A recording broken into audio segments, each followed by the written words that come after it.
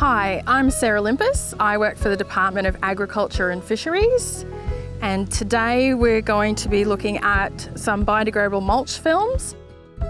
There is still a lot of resistance from the larger farming community to using this product. They've made comments that, it will break down prematurely and they will have weed growth, loss of yield and loss of production. As you can see here, that's not the case in this trial. So it's been down for about 3 months.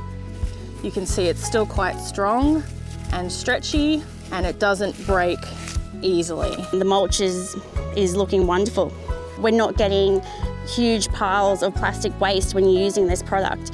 You literally finish harvesting your crop, you mulch it off, and then you can just till this product straight back into the ground.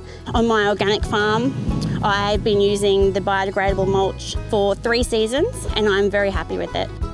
It's so much faster to clean up when you don't have to physically collect the mulch and dispose of it. Just mulching it off, turning it back into the soil is wonderful. Within a couple of months, this biodegradable mulch will no longer exist. It will have been turned over into carbon by all of the microbes that are living in the soil.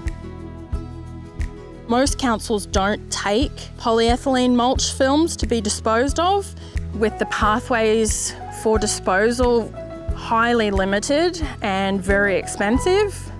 Biodegradable mulch film now in 2023 is slightly cheaper